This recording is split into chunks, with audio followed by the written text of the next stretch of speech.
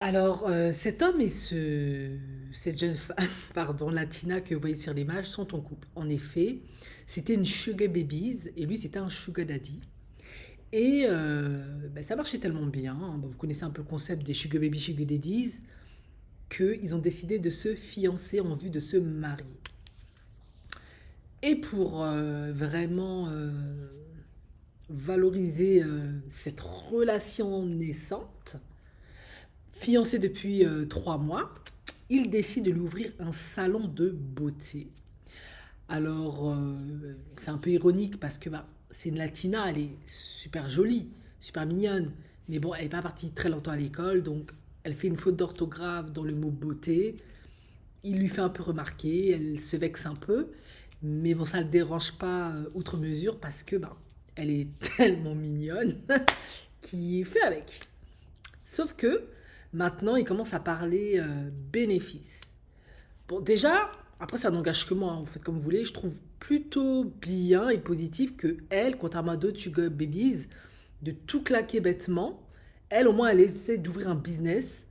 Bon, esthétique, vous allez me dire, ça casse pas des murs, c'est très banal.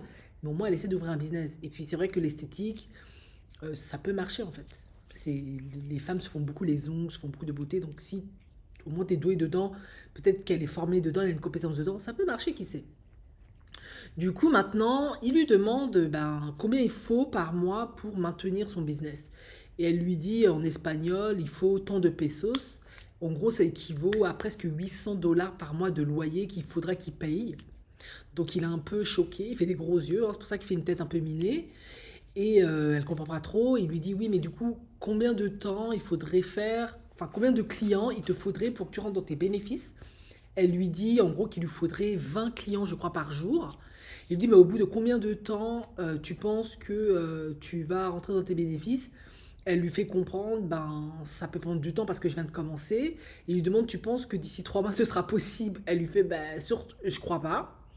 Enfin, à part un immense marketing de malade où tu mets peut-être Jennifer Lopez, Eva Longoria, Eva Mendes ou je sais pas quoi, je crois que ça va pas le faire.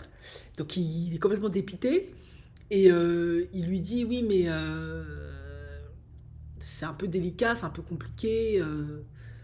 Tu penses que tu aurais besoin de mon soutien pendant combien de temps financièrement? Bon, les questions ça commence déjà mal et elle lui fait comprendre, je sais pas, peut-être pendant 20 ans. Non, bon, il a deux doigts d'avoir une syncope. Et pourquoi?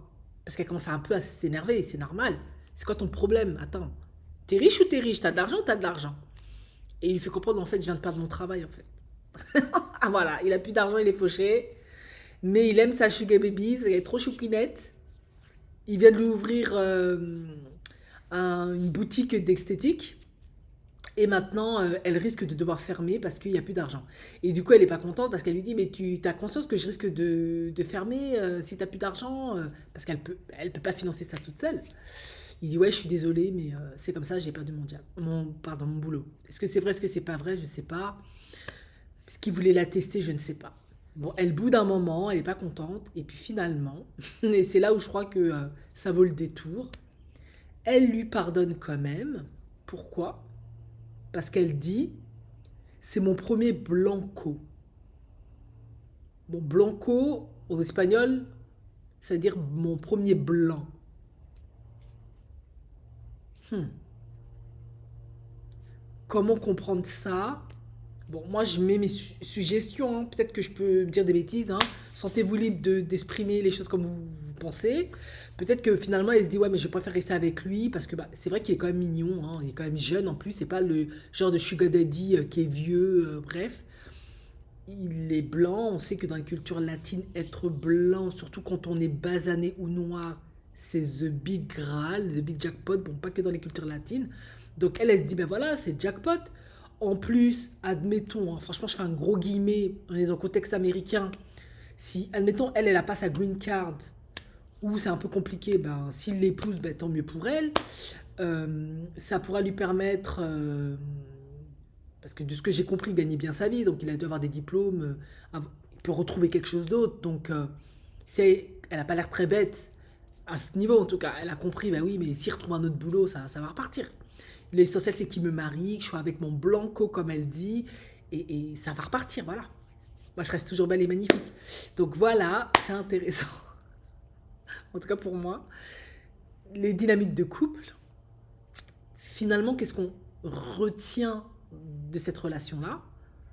C'est que cette femme-là, qui au premier abord s'est surtout mis avec lui pour son argent, finalement, c'était pas ça la véritable raison pour laquelle elle s'est mise avec lui. C'est parce que c'est un homme blanco, comme elle dit, et c'est extrêmement valorisé, très apprécié, très recherché, très fort au sein de sa communauté, de sa culture.